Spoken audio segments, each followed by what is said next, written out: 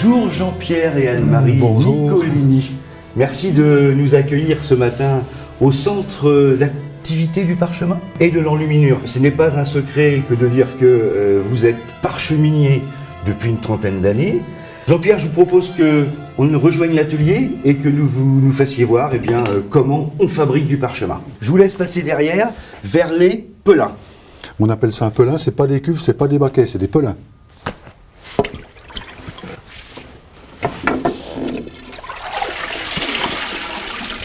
Alors ça, c'est pas une peau, c'est une dépouille. Le terme de peau n'existe pas en parcheminerie ou en tannerie. Là, on a une dépouille qui va devenir un blanc, qui va devenir un parchemin. C'est une peau de quoi? De chèvre, une chèvre blanche. Peau de chèvre blanche. Qui a été donc tuée parce qu'elle n'était plus rentable. Elle ne donnait plus de bébés, elle ne donnait plus de lait. Alors ça, donc c'est une dépouille qui va passer sur les opérations dites de chevalet. C'est-à-dire qu'elle va être dépoilée et bourrée. Enfin, on va faire les opérations, ça sera plus simple. La particularité de cet atelier, c'est que dans un espace relativement restreint, on a toutes les opérations successives. Là, nous arrivons... Opération dite de chevalet. Alors l'opération de chevalet, la première, c'est de dépoiler. En termes de métier, on appelle ça ébourer. Alors voilà, par exemple, non pas un couteau, mais un fer.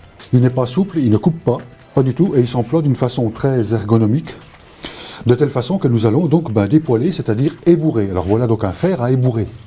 L'opération peut être assez rapide, assez impressionnante. On a l'impression que ça va tout seul. Ah oui. En termes de métier, donc ça, c'est pas du poil, c'est de la bourre. Alors évidemment, il y a encore un peu d'eau dedans, voilà. Une peau, c'est une véritable éponge.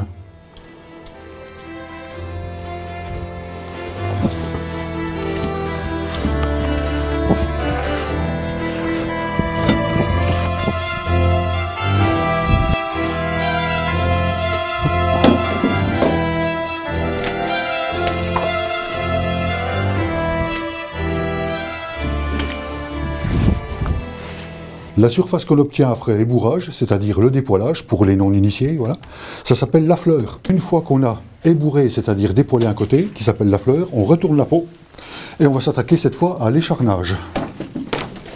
Ce côté-là s'appelle la croûte. Cette fois, on a des fers qui sont dits à écharner, donc on s'aperçoit qu'ils sont droits, et ils coupent, ce qui entraîne qu'il faut être assez précautionneux, assez méticuleux.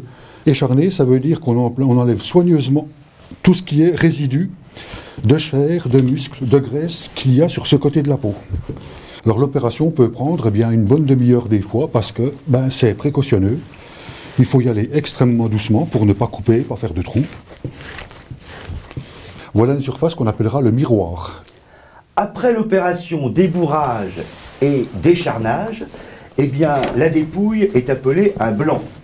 Et cette dépouille, on va l'emmener sur une autre opération à suivre qui est le cadrage. Alors ceci est une table de cadrage. Le cadre est mis sur une table. Et ceci est une table d'édossage.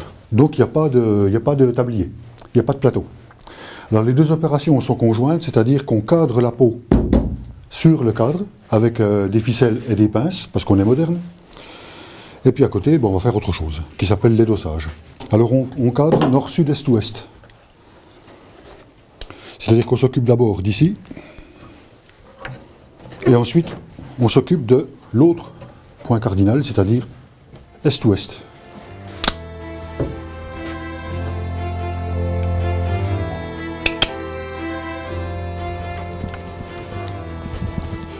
Après quoi, pour mettre la peau vraiment au carré en quelque sorte, enfin c'est plutôt un rectangle, on va s'occuper donc des angles de la peau cette fois, les 4 angles de la peau.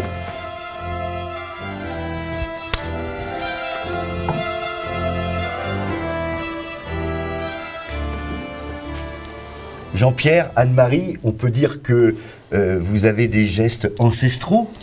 Ici, nous avons donc des pinces métalliques. Articulées. Ouais. Articulées. Voilà. Je suppose qu'à l'origine, nous n'avions pas ces pinces-là. Avec quoi on tendait les peaux? Chez les Romains, on n'avait rien du tout. Et puis chez les médiévaux, au Moyen-Âge, on avait des barrettes qu'on enfilait dans le bord de la peau, et non pas des belles mécaniques sophistiquées comme ça, qui datent donc du début du XXe siècle. Sans vouloir faire un vilain jeu de mots, on va dire qu'on change de cadre.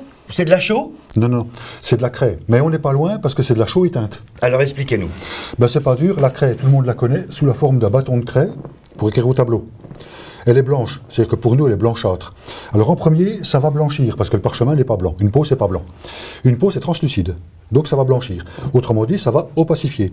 Deuxièmement, quand on va frotter, avec donc des fers qu'on appelle fers à édosser, parce que l'opération, ça s'appelle édossage, parce qu'on s'adresse au dos de la peau. D'accord. Donc ceci est un fer à édosser, ça ne coupe pas. Ceci est également un fer à édosser d'une autre manière, voilà. Et ça sert donc à, mine de rien, poncer un petit peu. On ponce un petit peu. Donc on opacifie parce que la craie pénètre le parchemin, elle le rend blanc. On donc ponce, très vaguement, mais après on va encore faire un ponçage à la pierre ponce. Quand même, plus fin, beaucoup plus fin. Et on dégraisse parce qu'une peau, c'est un ramasse-graisse. Une peau de mouton, c'est très gras, et une peau de chèvre, c'est également... Et la craie va absorber. Le gras et voilà pourquoi, donc, cette craie qui a servi, on a l'impression de pâte à modeler un peu. Ah ouais. Parce qu'elle est bourrée de graisse. Donc ça s'appelle édossage. C'est fait relativement méticuleusement. Alors la surface qu'on obtient, elle doit être relativement blanche, opacifiée, dégraissée et quelque peu poncée. Si on frotte trop, on risque de percer la peau quand même. Hein. Non, parce que le fer ne coupe pas. Le fer ne coupe pas. Cependant, donc, ce qu'on risque par contre, c'est d'aller trop loin et désorganiser donc, les fibres de la peau. Oui. Et donc il faut presser juste assez, pas trop. Ouais. Au pire, lors du séchage, la peau sera gondolée. Et donc impropre à la consommation, justement. Donc c'est une opération à mener avec circonspection, en fait, lenteur. Et on suppose, nous, qu'au Moyen-Âge, les gens, quand ils avaient fait cette opération-là, ils en faisaient 5 par jour, quoi. Alors ça, c'est une pierre ponce qui est naturelle, bien sûr, qui a été donc sciée dans un bloc de pierre ponce. Et le ponçage, très très important, donc, c'est pour donner un aspect de coquille d'œuf, en quelque sorte, à cette peau. Donc c'est pas un aspect gratteux comme du papier à dessin, c'est un aspect coquille d'œuf, c'est-à-dire relativement, qui semble lisse, mais qui ne l'est pas, parce qu'il est grainé. Alors le ponçage, c'est comme ça, et sûrement pas comme ça. Parce que là, ça fait des rayures sur le parchemin, et quelqu'un qui arrive après avec son petit morceau de parchemin avec une plume d'oie, ça fait squitch, squitch, squitch, squitch, donc c'est pas bon.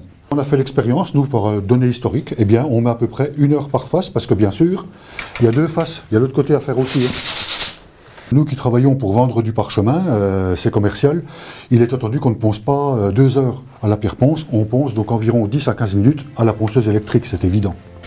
C'est un outil coupant, bien sûr, un cutter, ça pourrait être un couteau, mais là, bon, ça coupe vachement bien, donc je prends ça. Alors je vais sortir la peau, maintenant qu'elle est finie, la peau entière.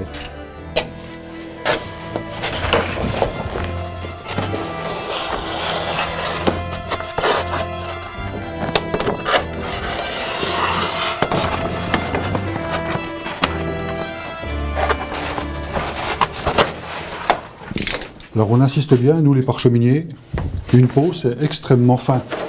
Ce n'est pas un morceau de carton.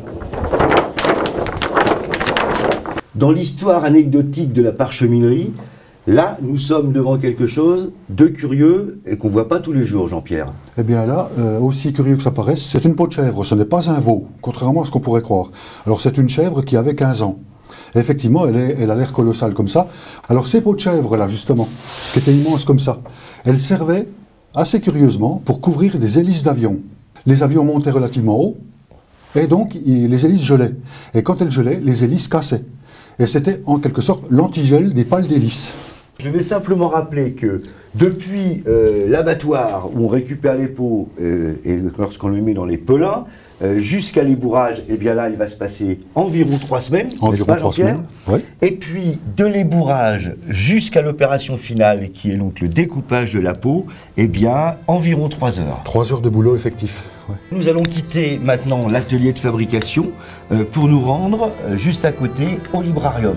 C'est un endroit où finalement on découvre ce que l'on fait avec le parchemin, des choses tout à fait différentes. Là, j'ai un abat-jour, c'est certainement pas l'utilisation la plus importante. C'est pour démontrer que le parchemin est très malléable. Au Moyen-Âge, voilà l'utilisation, donc c'est-à-dire le livre qu'on appelle le codex, ou le livre qu'on appelle donc le rouleau, hein, le volumène. Voilà. Ça, c'est l'utilisation médiévale, là voilà. Alors on voit que quand on a un grand bouquin, on ne fait pas grand-chose dans une page, dans une feuille de parchemin. Parce qu'on fait des doubles pages. Qui seront cousues par le milieu. Et non pas des pages simples, contrairement à ce que tout le monde croit. C'est toujours des doubles pages. Alors les doubles pages sont rangées en cahiers. Et voilà par exemple ce qu'on appelle un in-octavo. D'accord. Voilà. Alors on fait voir ça. Il y a 16 pages. Comme ceci, à la caméra. Et donc le codex, c'est ça, on tourne les pages qui sont numérotées. Hein. Alors que le volumène, donc, enfin là, il faut donc le rouleau. Le rouleau, alors donc, beaucoup moins pratique quand même. Hein. Ben, tellement pas pratique que ce n'est pas un livre. C'est une mémoire. C'est une mémoire qui doit être consultée parce que pour trouver la page 144, eh ben, c'est très difficile. Donc ce n'est pas réellement un livre. Il y a un autre support qui a été utilisé avec le même principe, c'est le papyrus. Le papyrus égyptien, tout à fait, qui est une matière végétale et qui donne une espèce de papier, considérons ça comme du papier. Alors le papyrus est très combustible, ce qui fait que les anciens n'aiment pas ça. Quand ils veulent conserver quelque chose, ils prennent du parchemin qui est quasiment incombustible. Le papyrus, d'autre part, pourrit. C'est végétal. Le parchemin ne pourrit pas. Par contre, ce qui a dévasté les livres en parchemin ou en papyrus, peu importe, c'est la dévastation humaine, bien sûr. Je vois une feuille là, vous pouvez me donner quelques explications? Alors ça, c'est une double page extraite d'un antiphonaire ou d'un graduel, qui a été fait au Mans, d'ailleurs, au XVe siècle, 1420 par là. Et voilà ce qu'on appelle au fait du chant grégorien, où il y a les 4 lignes rouges sur lesquelles il y a des petites notes carrées. Voilà ce qu'on appelle communément un chant grégorien. Voilà. Alors nous, on appelle ça donc un graduel ou un antiphonaire. C'est un ordinaire de la messe. Et c'est donc XVe siècle très typé, avec l'enluminure dite gothique et l'écriture dite gothique sur des partitions, ce qu'on appelle généralement le grégorien. On entend souvent le terme du papier velin. Du velin, en fait, c'est du parchemin, mais au lieu d'être de mouton et de chèvre, il est de veau morné. Ça a été inventé probablement par les Hébreux au Xe siècle avant Jésus-Christ, et le velin, donc, normalement, devrait recouvrir l'appellation de veau morné parcheminé. D'accord. Voilà. Alors, papier velin, c'est parce qu'il offre la caractéristique du velin, c'est-à-dire un claquant. Je vais, c'est ouvert, ouvrir cette valise pour découvrir, oh là là, magnifique! Ce n'est pas très solide. C'est même assez fragile parce que ça comporte une couverture qui est ouvragée. Ça pèse lourd. Et puis quand on le pose, il faut avoir certaines précautions. Il y a un lacet, 2 lacets. Et c'est fermé comme ça parce que ce livre, normalement, n'est pas vertical, il est horizontal. Et donc, il faut le tenir fermé. 99% de son temps, il est fermé. Et puis voilà, donc 1% de son temps où il est enfin ouvert. Alors là, pour l'amoureux du papier que je suis, c'est un immense Alors moment. entièrement en parchemin, entièrement enluminé, calligraphié à la main, 5000 heures de boulot. Le trou en relief, Voilà, hop, voilà, on voit bien.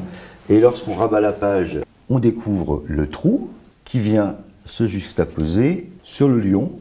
Voilà, on voit bien. La page de gauche, ici, eh bien, pareil. on voit ici le lion qui vient se loger dans le trou. Nous arrivons au terme de notre visite. Pour cette racontote, c'était un réel plaisir de participer à cette découverte de l'histoire du parchemin. Nous souhaitons évidemment vous ayez beaucoup de visiteurs et je vous encourage à continuer. Je vous souhaite beaucoup de succès. Merci. Merci. Au revoir.